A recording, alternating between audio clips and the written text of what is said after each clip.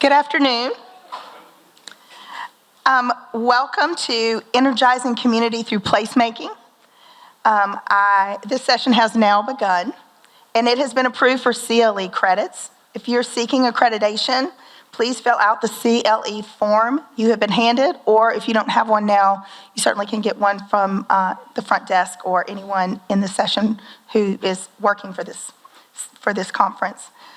We want to thank also our session sponsor, Paul Rainwater, and all the summit sponsors who are listed in your program. Please take a minute to look and see who they are, because they have invested in one of the best conferences that I think there is in the U.S. Certainly proud that it is here in Baton Rouge, and thank you, CPEX, for putting the time in to do this. Thank you so much. I am Renee Chatelaine, and I'm the president and CEO of the Arts Council of Greater Baton Rouge. I began my career as a ballet dancer, having no idea that I was going to one day head into arts administration. And between those two things, I've had several careers, including a classroom teacher. I ran a nonprofit dance company for underserved and special needs kids. And I'm also a lawyer. So I'll be getting my CLE credits today, too. I'm really, really excited to be here and talk about this. The practice of creative placemaking can be described as the method in which the arts can help shape the social, physical, and economic landscape of one's community. This practice fundamentally repositions the arts from what the community can do for the arts to what the arts can do for a community. With this framing now an adopted practice in many cities, arts and culture is no longer the patina of city planning, but rather a core sector of community planning, development, and belonging in progressive cities and communities around the world. Today's discussion with my esteemed colleagues, who I'll introduce in a minute, is framed by this practice of incorporating those working in the arts and culture into the planning, development, execution, and sustainability phases of such work. It's a huge topic to be whittled into a one-hour discussion. So we'll look at the subject matter through the lens of our various practices, as well as the topic and focus of this year's CPEX Summit. Creative placemaking is considered an overused term sometimes, and maybe you hear terms like gentrification as a result. The truth is that placemaking has a multitude of levels happening in real time and catalyzing causes in communities, giving voice to the human collective condition. It has the real ability to improve quality of life, create a sense of place and identity, and revitalize the local economy. If you'll indulge me, I invite you to participate in an illustration. We're at the end of a 2-day conference, so I invite you at this time to stand if you're able for this little exercise, if we could have a few lights up. And if you're unable to stand, you can just raise your hand, but I thought since we're at the end of the day, let's start with standing. And I want you to observe the room as I give you these prompts, okay? If you are a creative placemaking consultant or professional, please have a seat. If you're a government official or commercial developer who has hired an artist or an arts agency to be part of your core team in the past 2 years, please have a seat. Look around you. If you are an attorney like me who realizes every December that they are lacking the required CLE credits and saw that attending this session is a way to get one more hour in, stay standing, but I appreciate you. If you are a working artist earning a living by art making in your community, raise your hand. Take a bow and have a seat.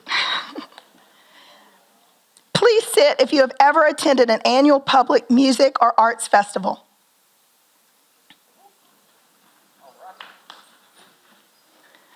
All right.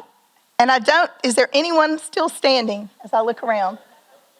My last prompt, in case that was the case, was if you've ever enjoyed a mural or public art sculpture, and since we're in Baton Rouge, if you've ever attended the Spanish Town Mardi Gras Parade, take a seat. Bonus points if you decorated a float. Thanks so much for indulging me in that little exercise.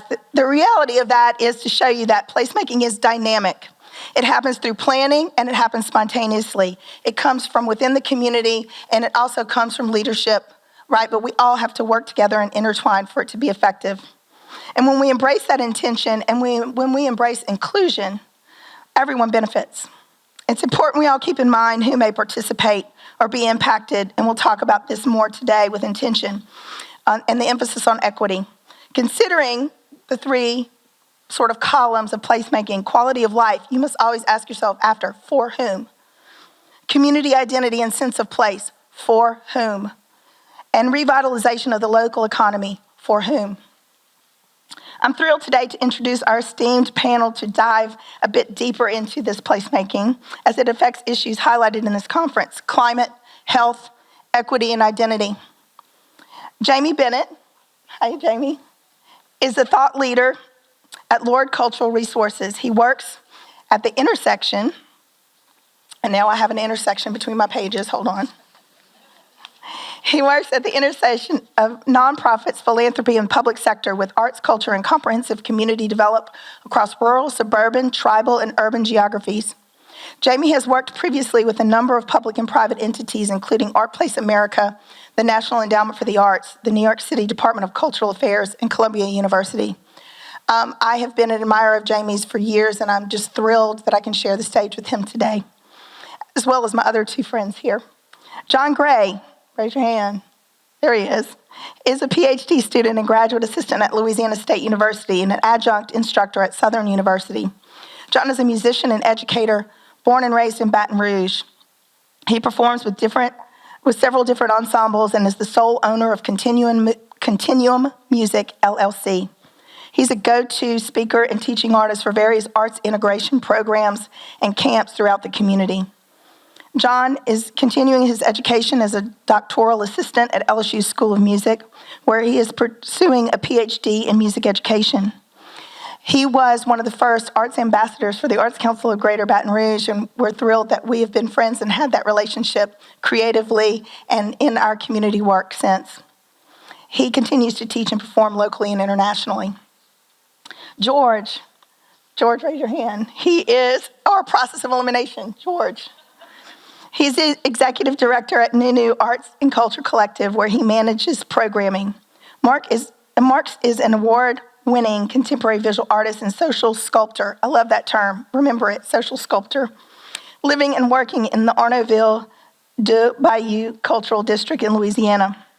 He is a seminal member and outspoken advocate of Louisiana culture and arts scene, and also the co-founder of the Arnaudville du Bayou Cultural District and Corridor des Arts. He is an inspiring figure. I look to him all the time for advice, and just you will hear today the energy and the way that cultural placemaking can come from such an authentic source. I will now take my seat, and we will have a discussion about we'll break this down a little bit more given the aspects of our very esteemed colleagues here.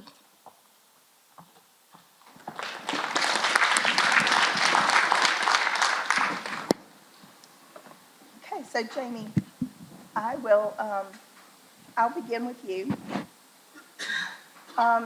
Given sort of the intro that I gave and the work that you do, let's sort of talk a little bit more about placemaking as it may be affecting the recent trauma we've all experienced through the pandemic, and how we can use tools that we have in placemaking to address some of that collective trauma and health. And I'll let you take it from here. Awesome, thank you so much. So I've spent probably the better part of the past 2 decades working with folks that were interested in enlisting artists as allies in equitable community development, right? So the thing that brought us all together is we felt that artists have a set of knowledge, skills, and ability that are useful outside of art spaces, but that are not always recognized, right? And so an example that I often start with is we have a colleague at Arizona State University, a dance maker called Liz Lerman. And Liz is involved with a project called Unpacking the Hidden Rigors of Artists, right? What are some of the things that artists are really good at innately that are also useful besides when you're making art? And what are some examples of that, right? And so one of the examples I often give is we're here at, with a group of planning folks and folks who are thinking about development. And we're always thinking about sort of how do we try and do a set of sort of, rapid prototyping? How do we go out into the community, try something out, instantly get community feedback, iterate on what it's doing, and then try it again, try it better, right? And we've spent millions of dollars and thousands of hours trying to come up with ways of doing that. But in the theater, for the past 4,000 years, we've called rapid prototyping rehearsal, right? Theater makers know how to do rapid prototyping because it's how they build their work. So some colleagues of ours at the Cook Inlet Housing Association in Anchorage, Alaska, were developing a new micro unit of housing. And as you can imagine, not a lot of folks come to Alaska because they're interested in living in a smaller space, right? So the community was having a hard time getting their mind around this, but Cook Inlet Housing Association was absolutely dedicated to it because, as you can imagine, building things in Alaska is difficult, right? The building season's short, 80% of the state is not on the road system, right? So you want to sort of do more with less. So rather than have a charrette, rather than have sort of another situation planners pointing at things, what Cook Inlet did was they actually hired a set designer, a theater maker, and they said to her, will you build a one-to-one scale model of what these new apartments are going to look like? So rather than asking a bunch of community members who haven't studied blueprints, don't know how to look at 2D and make it into 3D, we could actually walk in, inhabit the space, understand how it feels like, what it feels like, give instant feedback and say things like, that's a stupid place to put the dishwasher because you can't open the door when someone's sitting at the table, so move it over there. And they could pick it up and move it, right? So that's an example of how do we take a theater artist's knowledge, skills, and ability and make them an ally in helping to develop new unit of housing. So Renee is teeing up the question about how can we do that with essentially public health, right? How do artists work as allies in population level wellness? And our colleagues at the University of Florida Center for Art and Medicine have done a lot of this. And one of the things that they've discovered working with researchers at the World Health Organization is that art experiences actually combat social isolation. Right? If you actually come together, it combats social isolation, it increases wellness, to the point where the World Health Organization actually says, there's a statistic, I should have looked it up, but it's something like if you visit an art museum or a gallery twice a year, if you just go to any museum or art gallery twice a year, it decreases the onset of age-related dementia by 85%, right? So when we're experiencing the collective traumas that we've experienced during COVID, when we've experiencing the collective traumas that we've experienced over the last 400 years related to structural racism and racialized capitalism in this country, when we're dealing with the collective trauma of not understanding the world we're inhabiting, arts and culture has a role to play in that, and that's the kind of conversation I'm looking forward to having today. So thank you for the question, Renee. Sure. Well, and even, when we're talking about some of the responses to natural weather events, even that we have here, the Arts Council of Greater Baton Rouge developed a creative relief program to address populations that were displaced temporarily, and how could we normalize their experience, because the first 1 to 7 days you're not going to a shelter and saying, hey, I've lost my home, please can I do some art? You want to know that you're safe, that you're going to have a home to go back to, and you've got those logistics in the first 7 days. But as you continue to be displaced after the 7th day, 7 to 10 days in, this is your temporary new environment. And so how do we equalize that? And artists, filmmakers particularly, help to create a normalcy. And I think they can also be utilized, as we saw with the populations that, for instance, can't be in a collective shelter because of religious beliefs, of how do we reach in that to whom? How do we reach everyone? And there are ways that artists can be used, placing them in hotels or whatever those venues may be that can specifically address those populations. And so I think in the short term with natural disasters, certainly that is the case. And what we found in this first experience with the 2016 flood, and here that was so devastating for our region, is that we started to formulate a plan of action, which it was a template. And FEMA asked us to incorporate that template into their disaster relief. And I think it's just so important because you're talking about the psychosocial needs and cultural needs of people. You cannot just put everybody into a big arena and hope for the best. And that's where arts and the creative sector can really come into play. I would like to talk a little bit about, and I guess, George, I'm going to turn to you a little bit for this, because we have the Ile de Jean Charles population. If you are aware of this population in Louisiana, because of climate change, this is a population that is essentially a community that is having to be relocated. And there's been a lot of placemaking on the relocation to create paths and pathways and resources and try to create a place that seems like the place that they're forced to leave because it simply will not exist. I know that you have done a lot of work, George, with authentic voice and people, and how do we preserve that authentic voice so that these people, even though they're having to geographically relocate, which is traumatic enough, how do we keep the traditions in play? And talk a little bit, maybe you can really relate it to some of the work that you're doing at New News. Sure. So we have to first remember that from 1921 to 1974, right, French was basically through legislation,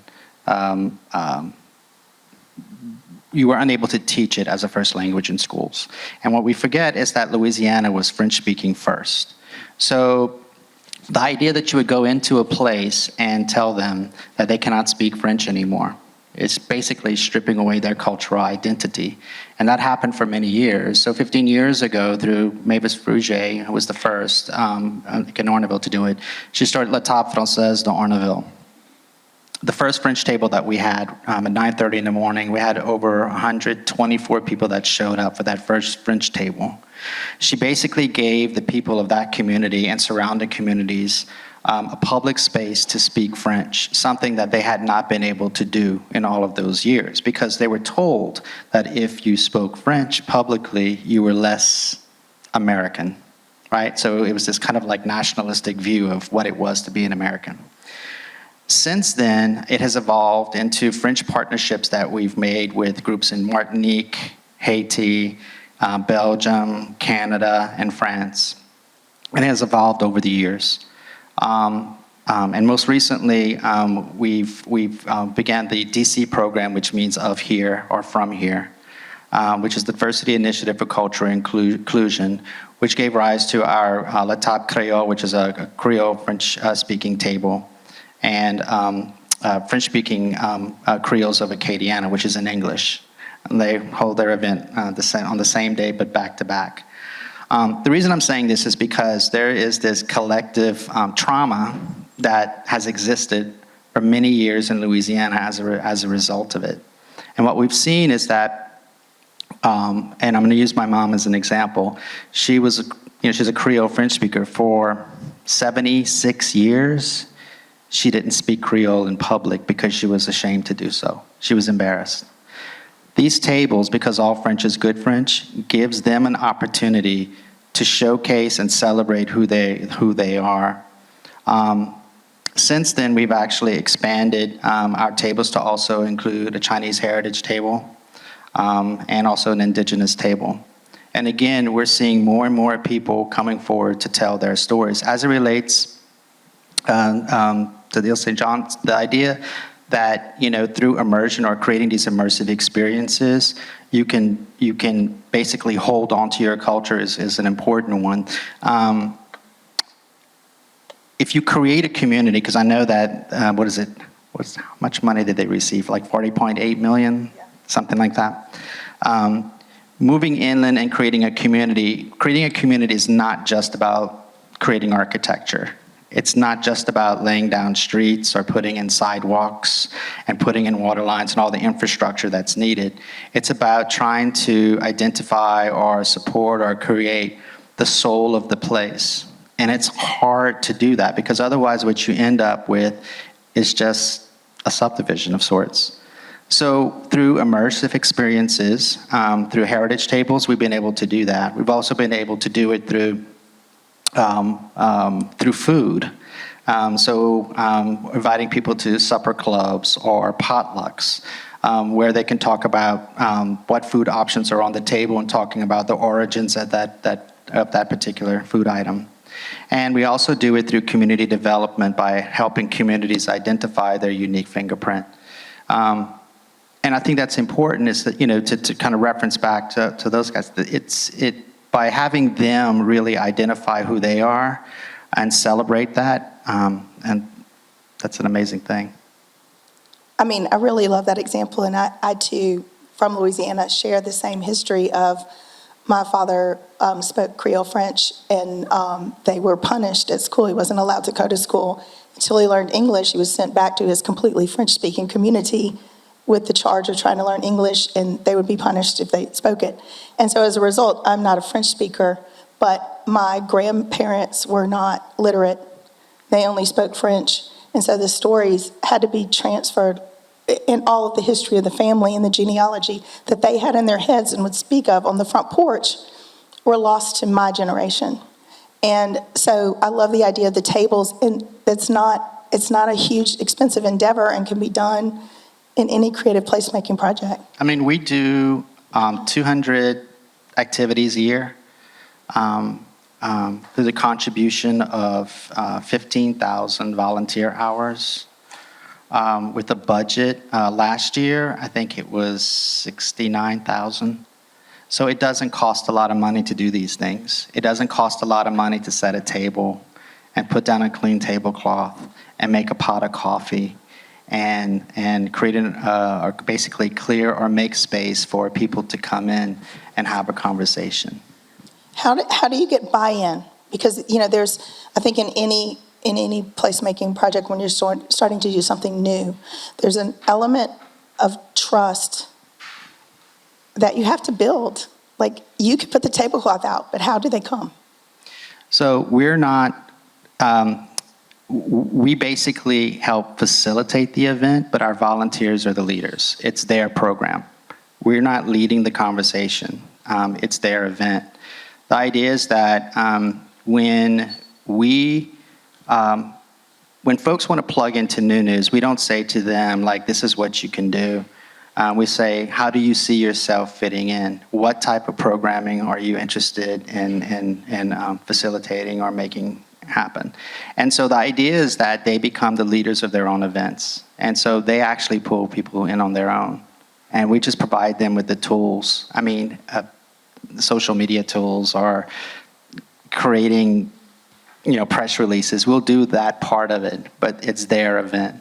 The idea is that we don't want to own any of these events. What we'd like to see happen is that, for example, with the French immersion table, that table now is located at a 30,000 square foot facility in Orneville.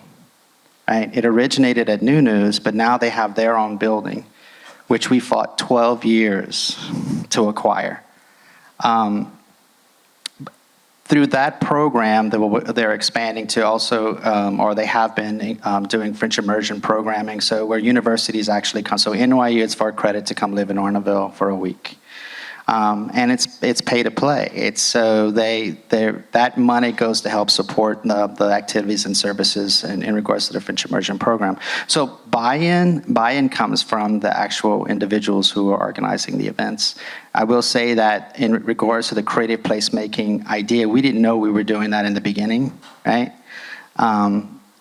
But when we started what we were doing, there was a lot of challenges that we had to face. a survey about 5 years ago. It was an independent survey.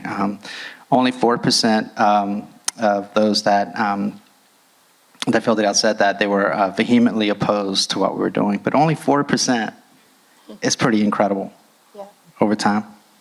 Thank you. Thank you.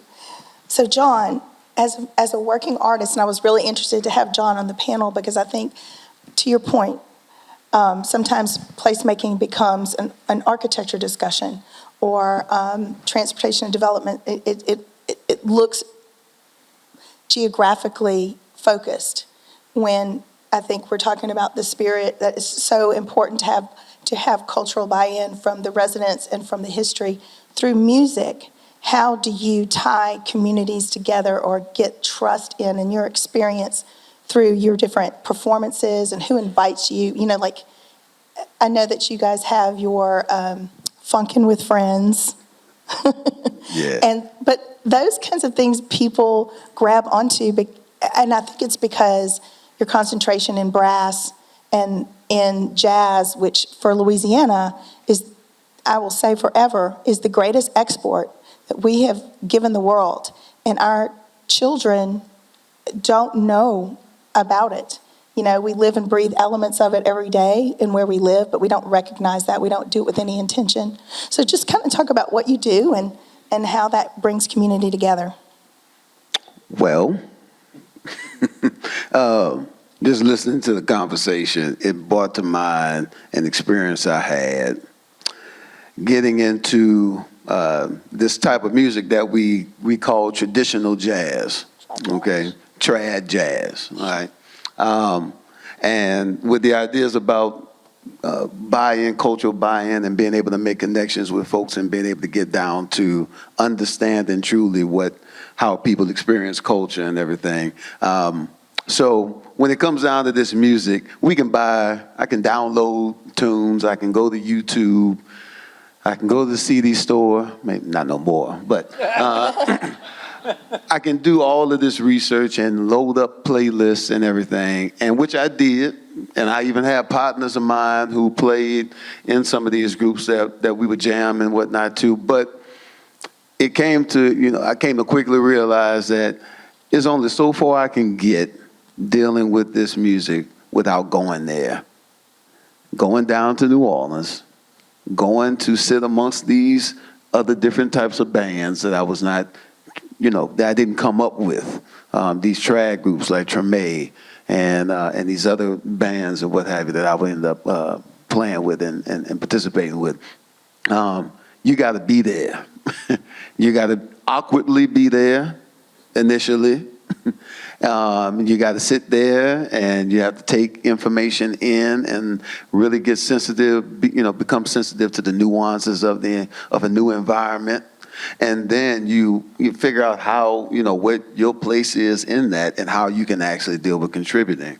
And when it comes down to dealing with creative placemaking, that's a vital step in anybody's planning that needs to make sure it needs to be addressed. When we talk about areas of research like, ethnographic research and being able to embed yourself within a particular environment to be able to really form these type of connections, it's a very crucial part of trying to build some type of cultural placemaking, environment that goes hand in hand with all of the economic, back and forth and the architecture and taking into account climate change and all these types of things. But there's nothing like actually being amongst folks, interacting with them, and especially getting through that awkward stage of just being in a new environment to where you can really become sensitive to the needs and wants of a particular community and not just kind of superimpose what you think should be happening because it sounds cool or it might sound like a really good idea, So, yeah, and that's what we, as far as being a musician, being in and around Baton Rouge, I'm from here. I've come up in McKinley High School, Southern University. I've been born and bred here in Baton Rouge, so when it comes down to connecting with my community, I know how to do that. and I know how to embed myself in my own, in the community that I came from. I come out of it. Being able to put myself in new experiences amongst new circles of people that's where the hipness is. And I can being able to do that is very important as well. So, yeah. Yeah, so I agree with you completely.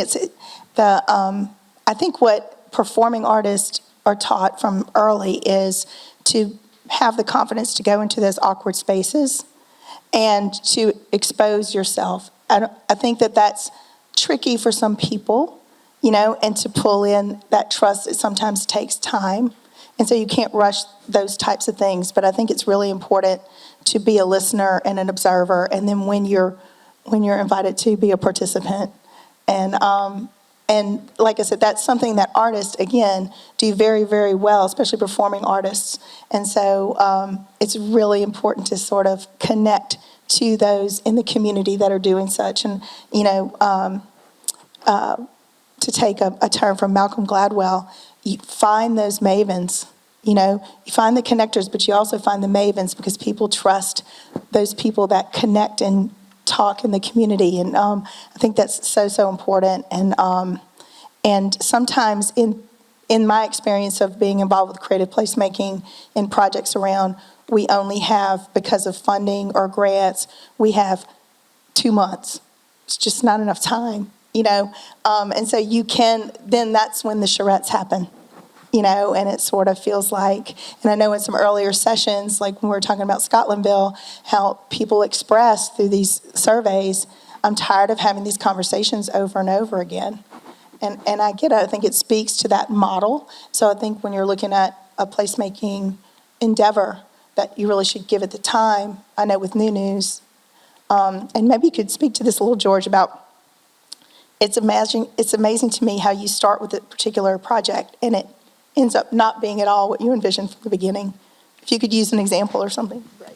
So, with creative placemaking, it's all about throwing spaghetti at the wall. I don't know how better to describe it, but you throw ideas at the wall. You don't know what's going to stick, right? The idea is that it's the community that pretty much decides the direction that it's going to go in. So often, that's happened time and time again. For the first, I'm going to go back to the French table. For the first French table, we thought like, oh, this is not going to work. I mean, I know we have French in Orneville, but who's going to come at 9:30 in the morning? Again, 124 people showed up. We thought that would be the end of it. And then 12 years later, we have a 30,000 square foot building that is being renovated that will accommodate French immersion programming all year long. The other idea is that who would have thought that we would be having a group from a couple coming in from Martinique in February, and that our Creole program would evolve into Esprit Creole, which is a week plus programming that focuses on not only Martinique, but also Morocco and artists from Acadiana. And it's expanded to include culinary and music and all of those things. Who would have known? And we just thought it would have been a table. And I can use example after example about how, here we think that, we're going to do this one thing and then that's going to be it. And then 5 years later, 10 years later, it turns into something completely different. Or an event that we did that was so successful, Fire and Water, which we don't do anymore because it became cost prohibitive, but also the liability issue had increased so much. So you just never know what is going to work. And the thing is, if for whatever reason it doesn't work, it's not a failure. Right? Because the magic of creative placemaking is that it's through the process of doing the work that you kind of come to realize it kind of, in a way, allows you to realize so many different avenues that you can take that may be better than what you thought of in the first place. In a way, it's kind of like jazz, right? And Jamie, given this dynamic, can you speak to perhaps placemaking projects that have worked well over this time frame, but also understanding that we have limitations with funding. We've got changing administrations, how to navigate a project that may be a 20-year project over those particular challenges and what, I don't know, maybe best practices have been in the ones that have been most successful. Yeah, no, I think the time frame question is a really important one, and most things deserve more time, and there are also ways that we can do things more efficiently, right? And so if you think in the frame of show me, don't tell me, right? I'll bring you with me to visit a colleague at the Harrison Center for the Arts in Indianapolis, Indiana. And the Harrison Center is situated in a neighborhood where there's a lot of vacancy in the neighborhood around them. And so the city wanted to redevelop this neighborhood and wanted to figure out what the community wanted in it. And Joanna Taft, who's the woman who runs the Harrison Center, grew up in Indiana, and Indiana has a tradition of reenactors, right? Americans who like dressing up and reenacting problematic history, right? And I don't quite understand why we do that. And so Joanna decided to instead take a page from our feminist mothers, and she created a pre-enactment theater company, right? And she said, why don't we get together and rehearse the future we want to see? And so she invited the community to come in. They took a bunch of torn down cardboard boxes. They took some crayons, some paint, some whatever, and they actually created the storefronts. They created the facades they wanted to see on their block. They actually put them up against the vacant buildings and invited the city officials to come in and take a look at it, right? So all of a sudden, in a couple of hours, the city officials, the planners, the mayor, city council could actually see what the community wanted. They could see that they wanted a grocery store. They could see that they wanted a pet shop. They could see exactly what they wanted. And so it was actually arts and culture making that process more efficient and letting us do it even faster by showing, not telling, right? But other projects absolutely are generational. So for instance, I have some colleagues in San Jose, California, who run an organization called San Jose Taiko, and taiko is a traditional Japanese form of drumming. And San Jose Taiko is located in one of the last 3 or 4 remaining Japan towns in the United States, but only about 30% of the population has any Japanese heritage themselves. But they want to keep that cultural identity of that neighborhood because it's a really important cultural root. That neighborhood is important that it retains some of that Japanese American identity. And so they've actually begun experimenting with the notion of a citizenship ceremony on the local level. So if someone new moves to the neighborhood, that person is invited to get to know the history of that neighborhood, to get to know its customs, to get to know its leaders, past, present, and future, to come and sort of develop a literacy around the neighborhood. And once they've demonstrated that literacy, they're sworn in as a resident of that neighborhood, and then fully empowered to have a voice in shaping the history of that neighborhood, right? So that's a generational play, right? That's something that's looking generations at a time. And one of our other colleagues who works in Little Tokyo Service Center in Los Angeles heard about this project, said, oh, I get it. Everyone is welcome. We just ask you to take your shoes off before you walk in, right? There's a custom in place here. So yeah, so sometimes it's a weekend, throw it up on a storefront, take a look, get it. And sometimes it's a generational play about remembering the people who've been here and the culture that shaped the place. That's fantastic. Let's talk a little bit about, because we were talking about long-term, but let's also talk about shorter-term placemaking projects that sometimes are spontaneous, and we have seen with man-made complex disasters, mass shootings as an example, or public spaces with Alton Sterling shooting here in Baton Rouge, but of course George Floyd and some of the others. There's been a lot of art to give voice. What is, and I'll just open it up to whoever wants to answer this, there's a lot of power in that. And then how do we honor and recognize when these are sort of temporary? How do we, memorialize over time the art that is created in these temporary places in the proper context? How do you take that mural and put it, or what can we do? What ideas do we have so that we memorialize the event, but in a positive way that's and maybe it's not positive, maybe it's just an expression that needs to happen of the emotion that's coming out. It doesn't all have to be a positive term, but I think there's a real deference for the art that was made during these sort of man-made complex disasters. What do we do with that? Let me jump in and do that annoying thing where I'm not going to answer the question. Go for I'm it. going to pick at the question. And Please. only because this is a little pet peeve of mine, which is we often talk about work that gives voice to the voiceless, right? I've been in a lot of communities. I don't know any community that doesn't have a voice, but I know an awful lot of people who hold power and resources who don't seem to have ears. And what I think is powerful about the kinds of things that you're sketching out isn't that it gives voice to the voiceless, it's that it gives ears to the earless.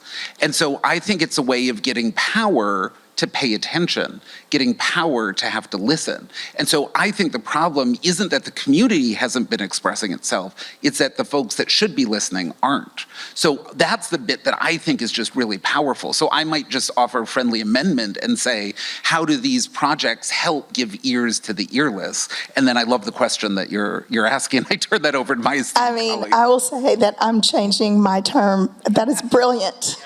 It's brilliant. Because that is exactly when we're talking about race and equity and power, we're talking about the ears. That's exactly right. So thank you for that. Thank you for picking on that question.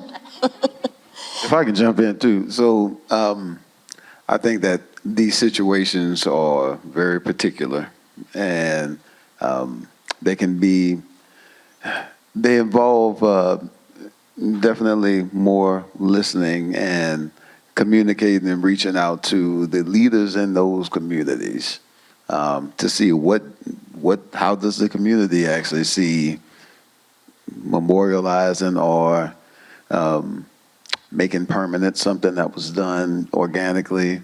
Because being able to check the temperature, check the pulse of the community by identifying the culture bearers in that community, and then seeing what could be done from outside coming in, because it might be a case where the community don't need anything from the outside. It just needs to be left to be able to do what they do.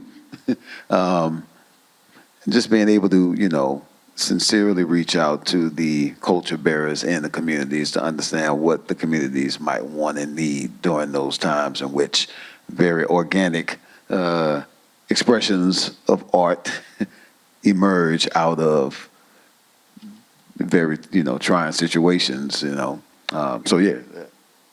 Well, and I think to the point, your point, and to the ears, I know at the Arts Council, we're looking at when we give grants, because they may not need anything from anybody, but they may want more support and funding to be able to do what they're doing in a community. But the structure of the grants or the funding sources, the actual administrative structures in place, keep them from submitting because they're having to not speak in their voice, but in the ear's voice. And so a lot of times it becomes so onerous, they just don't apply. So we want to be able to change that from our perspective of what resources we can offer if they need it in their voice.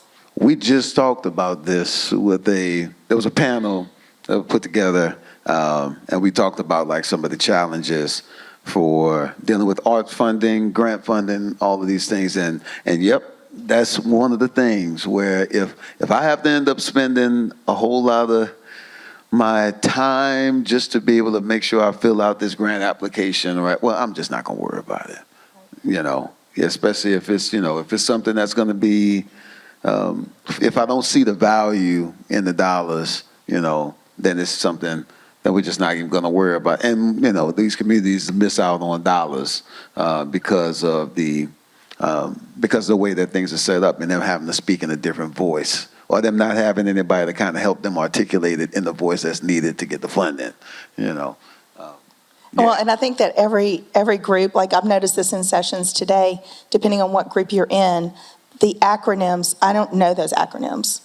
And so as I'm sitting here listening to some of these being said, it's like there's an understanding that everybody in the room knows what that is. And I know that we speak in our acronyms too. And so it's about breaking those down so that we're being as inclusive as we can in our language, but it may even be more intentional of, if this is a group that we're wanting to engage with, or if they have a need, how do we really make it so that our language is understood across the board? I think that we have time for some questions. So if anybody has some in the audience, I can't really see. Does anybody have a question for any of our panelists? There's one over there. I think they're going to bring you a microphone.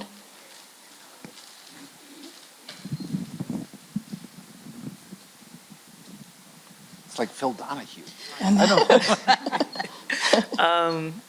I'm just sitting here kind of like in awe. My great-grandfather, who I had the opportunity to meet twice in my life, both of which were in my 20s to even know he existed, spoke Creole. And I never knew that about my family until just randomly I met my great-grandfather, and he was talking to us, and then he just turned on this other language that nobody in my family knew. And it was a huge disconnect. And so just listening to all of the different examples and the different stories, I guess my main question, or two questions that came to mind, is one, how are you defining place? Because had I known about your Creole, your French-speaking roundtable, I don't care where it is in Louisiana, I would have came to it. Or just thinking about even walking here from where I parked my car, I saw a mural, and then I saw the little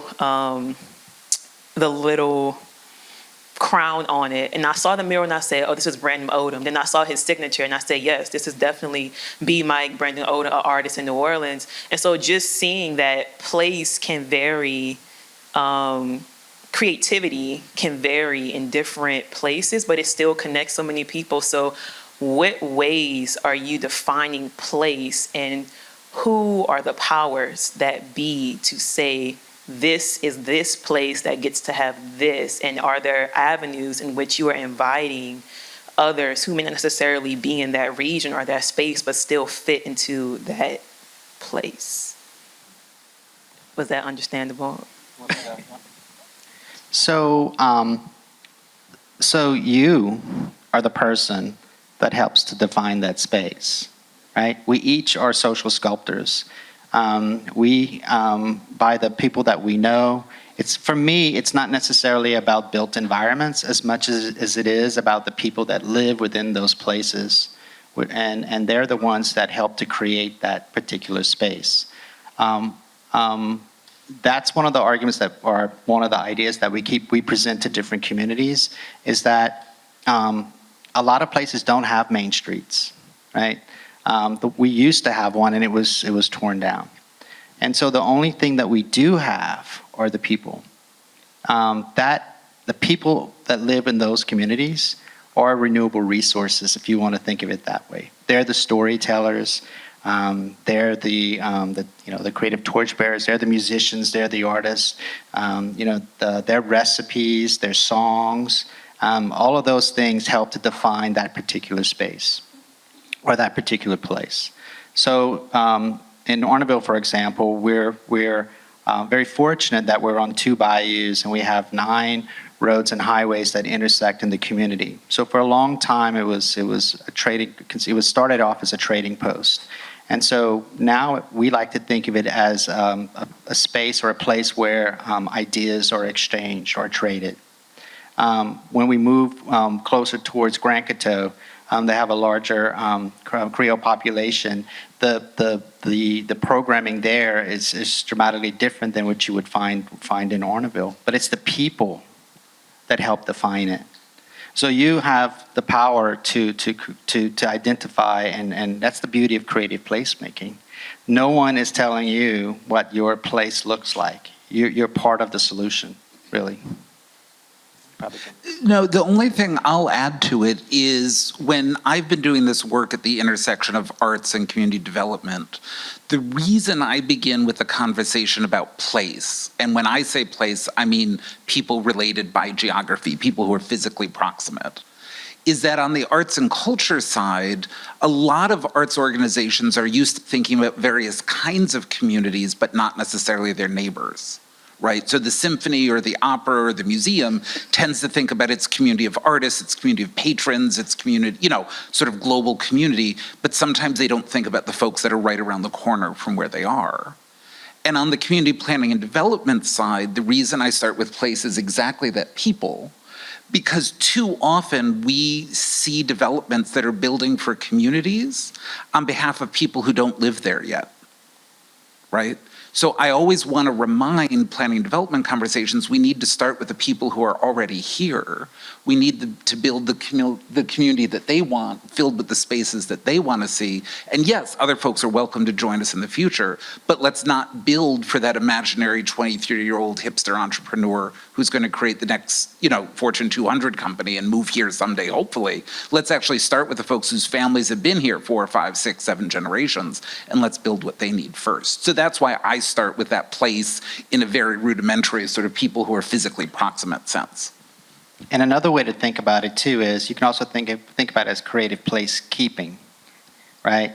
And one in one discussion that we were having, we had a group that came back and said, well, this is kind of like creative peacemaking, and in a way it is, because it's the idea is that by getting to know your neighbors, by getting to understand who they are and where they come from, you create these bonds, right? So in times of natural disaster or a pandemic, or I don't know, but I want to know who my neighbors are. I want to know that I have a support system that will help. I want to know that there's a network of people that that I can depend on, and that's what happens with creative placemaking. But again, you're the social sculptor. You can define that. It's not a top-down kind of thing. For us, it's very grassroots. It goes back to what Renee was saying earlier. She's like, sometimes the end result is not what you thought it would ever be. It's not outcome focused. It's all about the process. And I would just add to that because I share that same tradition, is that my father would probably not speak French outside of his family ever. But then he found a group that met at La Madeleine's or whatever and spoke French, and he found his people. And he's 82 years old and just retired from being the French tour guide at the Capitol, where he really was celebrated for his French heritage. I cannot vouch for any historical fact being accurate. But he's a great storyteller, so I'm sure they enjoyed it. Do we have another question? Yeah. Hi, I'm Evelyn Ware-Jackson, and I work with an organization called the Red Stick Project, and we are concentrating on the Ardendale area, doing some cultural creative placemaking, and we've created the Renoir Cultural District. And just like Renee, I grew up in a French-speaking home, except they didn't speak French to me. The French got beat out of them in schools, unfortunately, and I never learned the language. However, I am a bit obsessed with this whole international element that we have here in Baton Rouge. And in the area that we're working, as we're working to bring awareness to the arts and culture that's on the streets by the artists' names that have beautiful artists' names on those streets, I'm also seeing some signs of gentrification. And it's very alarming, and I'm getting really nervous about it. And so I'm going to need some help in trying to figure out how to prevent that from happening, because we are not intending to do that, but there are some property owners who have been emptying their properties and not allowing people back in for a while until they do some different renovations in their property, and the intention is to raise the rent so high that the people who live there now won't be able to afford it. And I'm just the opposite. I have a small unit and I'm keeping things very affordable and have been working in affordable housing for 20 years or so. So, this is very disturbing. And do you have any words of wisdom that can help us through this? So I'm happy to take a swing, and this is a conversation that comes up in essentially every community I've visited. And one of the things I've found is that naming the problem as gentrification doesn't always lead to solutions. So one of the ways that we've suggested sort of naming it as a way to begin getting to solutions is talking about displacement, right? And in what you just said, I heard at least 3 different kinds of displacement, right? I heard physical displacement. People are being locked out. Sometimes eminent domain is used to physically take land away. You know, there are all sorts of cases of physical displacement. I heard you talk about financial displacement, right? If property values are going up, but community wealth and income are not, all of a sudden those places are no longer places I can afford to rent, places where I can afford to pay property taxes. And the third kind, which is the one that feels sometimes a little squishy and doesn't always get named, is cultural displacement, right? And human beings are really good at knowing what spaces are intended for. And so an example that I would give is there's a neighborhood in Los Angeles, California, Echo Park, that's I think 94, 95% Spanish speaking. A new development went up that had 0 signs in Spanish, right? It was very clear who was welcome in that space and who wasn't, right? Spanish speakers need not apply, right? Similar way to the French, sort of parallel to the French story that you're telling.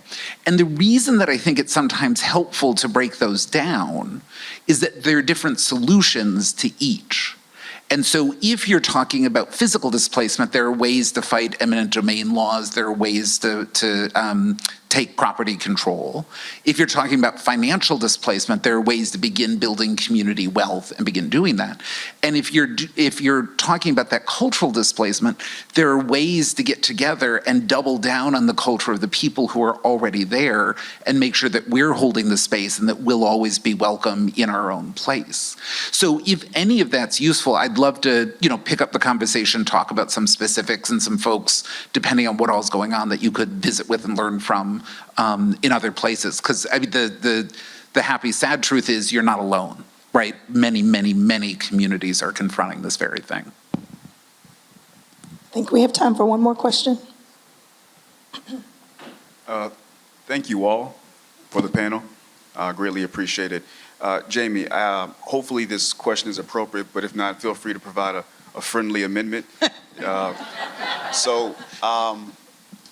From your expertise and your time in this space, what would you say are maybe top 3 essential, non-negotiable best practices for practitioners as placemakers? Yeah, so I'm going to cheat a little bit and actually steal from Renee's opening. There's a group that works nationally out of Oakland, California called Policy Link. And they say before you go into any community project, there are 3 questions you have to decide. You have to ask yourself, right? Who decides, who pays, and who benefits? And being explicit about those 3 things and being explicit about the answers to them get at the root of a bunch of those gentrification questions, right? If we're clear sort of who's deciding, who's benefiting, and who's paying, it gets at that. It gets at sort of the heart of much of what we're talking about. So I think that notion of paying attention to prepositions. Are you doing something to a community? Are you doing something with a community? Are you doing something in a community? I'm the child of an English teacher and librarian, so I pay a lot of attention to words. But I think those prepositions as signal words for what's going on. Are we going to come into your community and do something to it? Or is a community doing something, are artists doing something with their own community? So I think something around those 3 questions, who pays, who decides, and who benefits, is sort of that's where I begin, that's where I put my stakes in the ground. That's how we sort of know that we have a shared understanding of what's happening here.